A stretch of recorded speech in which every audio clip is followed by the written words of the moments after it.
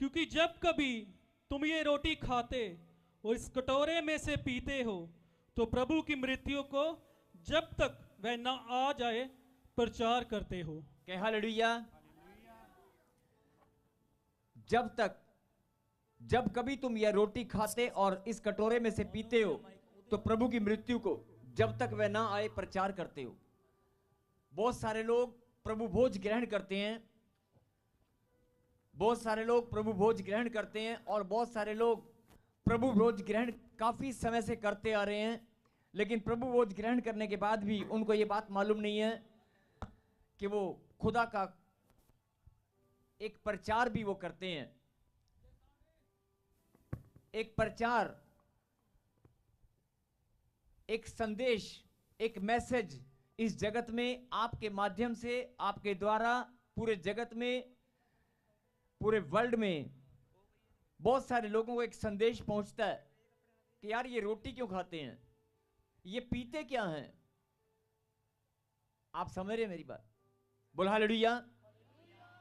जब आप कभी प्रभु भोज शायद नहीं लेते थे पहले, तो आप भी सोचते थे कि मैं प्रभु भोज आज तक मैंने नहीं लिया, लेकिन ये जो लोग इकट्ठा होकर रोटी खाते हैं, ये लोग इकट्ठा होकर जब पीते हैं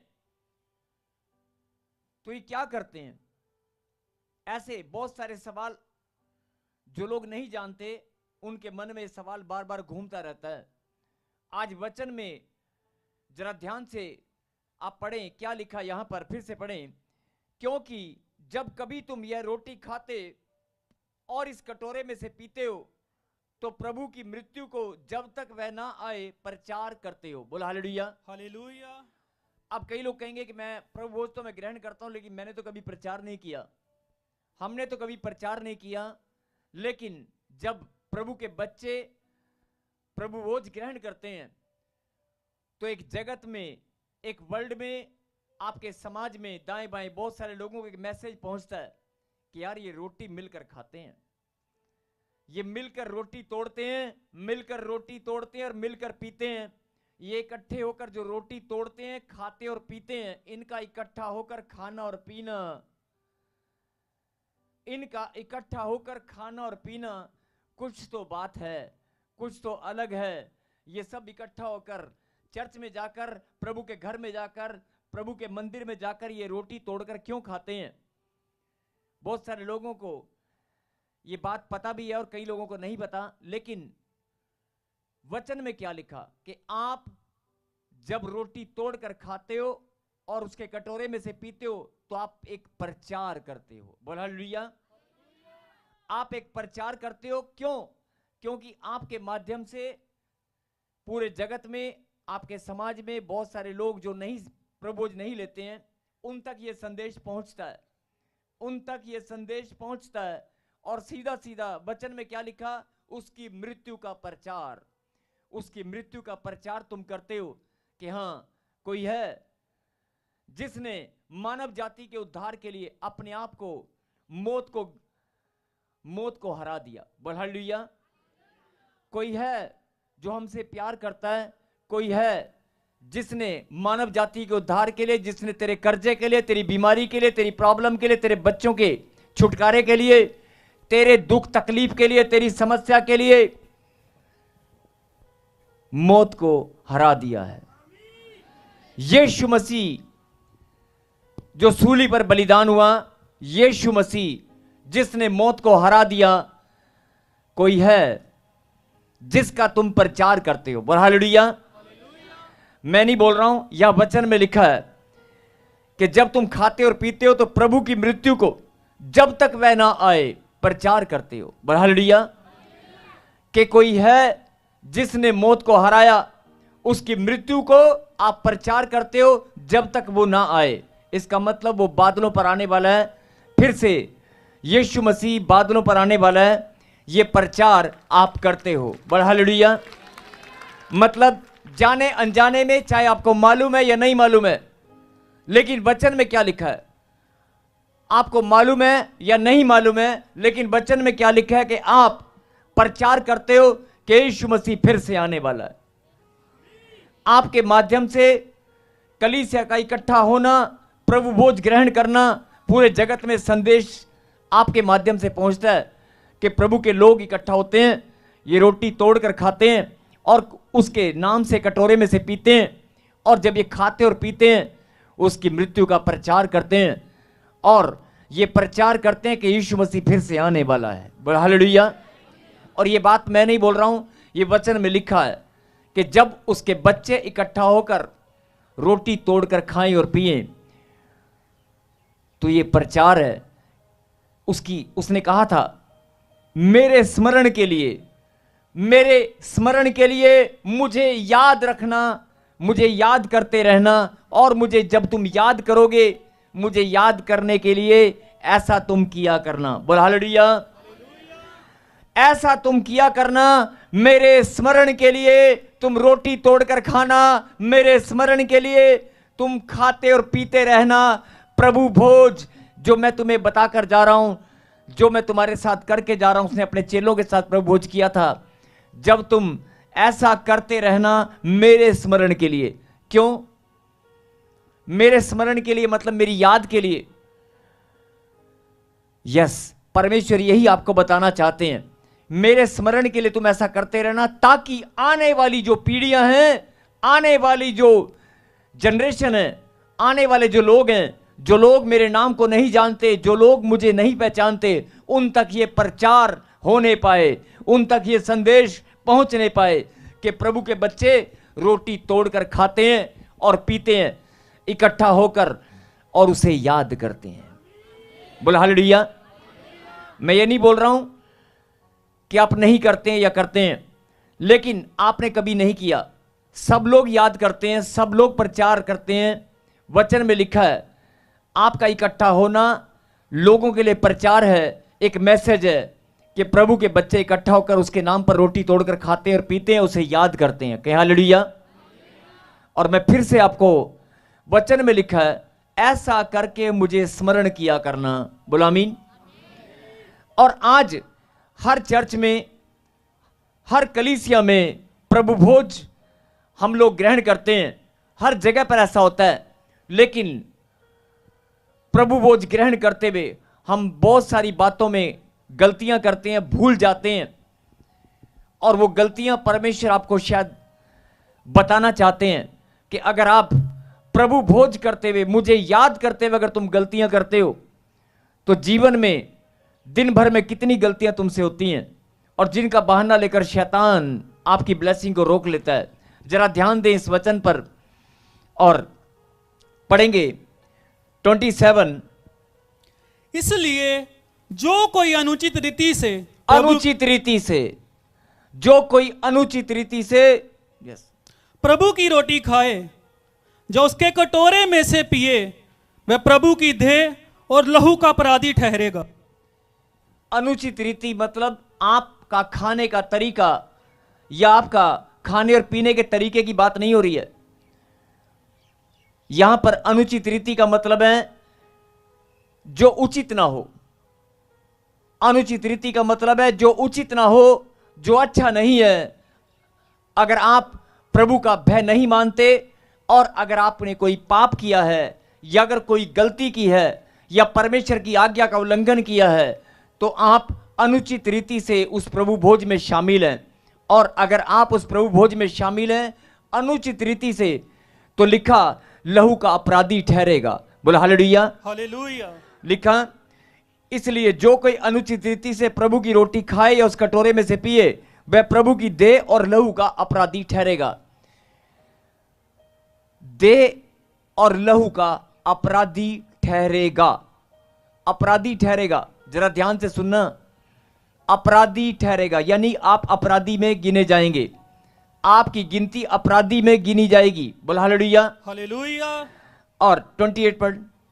इसलिए मनुष्य अपने आप को जांच ले, और इस रोटी में से खाए और इस कटोरे में से 29। क्योंकि जो खाते पीते समय प्रभु की देह को ना पहचाने, वह इस खाने और पीने से अपने ऊपर दंड लाता है। बोल हालेलुया। क्योंकि जो खाते और पीते समय प्रभु की देह को ना पहचाने, खाते और पीते समय प्रभु की देह को ना पहचाने, वह इस खाने और पीने से अपने ऊपर दंड लाता है। बोला हालेलुया। हालेलुया। बहुत सारे लोग कहेंगे कि प्रभु भोज के बारे में हमें आज बताया जा रहा है, प्रभु भोज के बारे में हमें समझाया जा रहा है। यस, बिल्कुल सही बात है, प्रभु भोज के बारे में आपको समझाया जा रहा है, बताया जा रहा है। और ये वचन मैंने अपनी मर्जी से नहीं निकाला, ये भेजने वाला परमेश्वर है। बोलो आमीन। आमीन। लिखा कलाम के अंदर, जब तक प्रचारक भेजा ना जाए जाकर प्रचार नहीं कर सकता। और मैं आपको ये बात बताना चाहता हूं कि ये वचन परमेश्वर ने आपके लिए भेजा है, क्योंकि प्रभु के भोज को जब आप ग्रहण करते हैं तो बहुत सारी गलतियां आपसे होती हैं। अभी आपको लग रहा होगा कि नहीं, मैंने तो कोई गलती नहीं किया, मुझसे कोई गलती नहीं हुआ। नहीं नहीं नहीं, मुझसे कोई गलती नहीं हुआ। लेकिन अभी आप जरा ध्यान से इस वचन को जब आप अपने मन में दोबारा से सोच कर देखना, कितनी सारी गलतियां आपसे हो सकती हैं।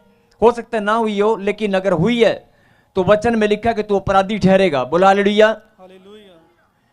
क्योंकि जो खाते पीते समय प्रभु की देह को ना पहचाने, खाते पीते समय प्रभु की देह को ना पहचाने। अभी हाथ मिलाए जरा, बाजू वाले से जरा हाथ मिलाए। आप सब लोग मान लो इकट्ठा हैं, आप लोग बताएं, अभी आपके सामने रोटी रखी है, आपके सामने जल या लहू या दाखरस, अगर आपको जल पीना तो जल रखा है, रोटी खानी है, फ्रूट खाना है, मान लो घर में आप बैठे हैं और खाना खाने लगे हैं, या फिर प्रभु को याद करके प्रभु के नाम की रोटी आप ग्रहण करने वाले हैं, आपने हाथ सबने पकड़ रखा है। आप बताएं कि क्या प्रभु की देह को ना पहचाने? जब आप प्रभु भोज ग्रहण करें, प्रभु की देह को ना पहचाने, तो आप बताएं आपके बीच में प्रभु की देह कहां है? रोटी सामने रखी है, प्रभु भोज आप ग्रहण करने वाले हैं, प्रभु भोज आप ग्रहण करने वाले हैं, सामने रखा है, आप एक दूसरे से हाथ पकड़कर बैठे हैं, लिखा है प्रभु की देह को आप ना पहचाने। आप पहचानो कहां है प्रभु की देह, पहचानो, पहचानो प्रभु की देह कहां है। जरा ध्यान से फिर सुने। जिस बात पर मैं आपका ध्यान केंद्रित करना चाहता हूं, जो ऑनलाइन है, जो ब्रांच वाले हैं और जो लोग यहां पर मौजूद हैं, फिर से, क्योंकि जो खाते पीते समय प्रभु की देह को ना पहचाने, खाते पीते समय, चाहे आप घर में खा रहे हैं, चाहे प्रभु भोज में आप शामिल हैं, लेकिन खाते पीते समय अगर आपने प्रभु की देह को ना पहचाना, वह इस खाने और पीने से अपने ऊपर दंड लाता है। आप बताएं प्रभु की देह कहां है? कहां है प्रभु की देह? बहुत सारे लोग बोल रहे हैं कि मैं प्रभु की देह हूं। यस, प्रभु की देह आप हैं। उसने कहा कलीसिया मेरी देह और अंग है। कलीसिया मेरे शरीर का हिस्सा है, मेरी देह और अंग है। क्या आपने अपने आप को पहचाना? और रोटी जो परमेश्वर ने तोड़ी थी, आपको याद होगा, जो रोटी परमेश्वर ने तोड़कर खाने के लिए अपने चेलों को दी थी, उसने कहा था ये रोटी मेरी देह है। क्या कहा था? ये रोटी मेरी देह है। ये रोटी मेरी, रोटी को परमेश्वर ने अपनी देह की उपमा दी। रोटी को परमेश्वर ने अपनी देह की उपमा दी कि नहीं? अब आप बताओ, रोटी परमेश्वर की देह, लिखा देह को ना पहचानो। अब रोटी और आपका शरीर, दोनों में से बताओ, बड़े ध्यान से सुनना, रोटी भी सामने रखी है जिसको तोड़कर आप खाने वाले हो, उस रोटी को परमेश्वर ने अपनी देह की उपमा दी है। और कलीसिया मेरी देह और अंग है। आपका शरीर भी परमेश्वर का हिस्सा है। और कलाम में लिखा कि मेरी देह को अगर तुम ना पहचानो तो अपने ऊपर दंड लाते हो। अब आप बताएं कि जब आप खाने लगे रोटी तोड़कर, जब रोटी तोड़कर आप खाएं, और अगर उस समय परमेश्वर की देह को आपने ना पहचाना तो अपने ऊपर दंड लाते हैं। मैं आपसे पूछ रहा हूं कि देह कहां है? क्योंकि जो खाते पीते समय प्रभु की देह को ना पहचाने वह इस खाने और पीने से अपने ऊपर दंड लाता है। मैं आपसे पूछ रहा हूं कि देह कहां है? जरा ध्यान से फिर से, परमेश्वर की देह कहां है? आप बहुत सारे लोग बोल रहे हैं कि मैं परमेश्वर की देह का हिस्सा हूं, मैं परमेश्वर की देह हूं, क्योंकि प्रभु ने कहा कलीसिया मेरी देह और अंग है। और रोटी को परमेश्वर ने अपनी देह की उपमा दी है, और दाख रस को परमेश्वर ने अपने लहू की उपमा दी है। रोटी को परमेश्वर ने अपनी देह की उपमा दी, और दाख रस को परमेश्वर ने अपने पवित्र लहू की उपमा दी है। क्या हालेलुया? अगर तुम खाते पीते समय उस देह को ना पहचानो तो अपने ऊपर दंड लाते हो। तो मैं आपसे पूछ रहा हूं कि वो प्रभु की देह कहां है? मैं आपसे पूछ रहा हूं कि प्रभु की देह कहां है? वो रोटी जो सामने रखी है या आपका शरीर? बोल हालेलुया।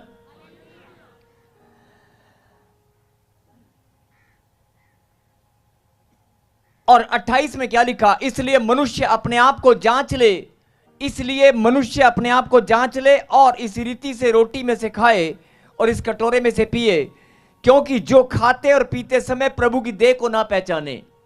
मेरे पीछे गए, जो खाते पीते समय, ऊंची बात से बोलो, जो खाते पीते समय प्रभु की देह को ना पहचाने वो अपने ऊपर दंड लाते हैं। अब बात आ गई, प्रभु की देह को पहचानना है, प्रभु की देह को पहचानना पड़ेगा। प्रभु की देह कहां है? वो रोटी जिसको खुदा ने अपनी देह की उपमा दी, जो तुम्हारे सामने रखी है, या वो ब्रेड, या आपका शरीर? आप बताएं। वो रोटी प्रभु की देह है जो तोड़कर चेलों को परमेश्वर ने दिया था और कहा था ये रोटी मेरी देह है। मैं आपसे पूछ रहा हूं कि वो रोटी परमेश्वर की देह है या आपका शरीर?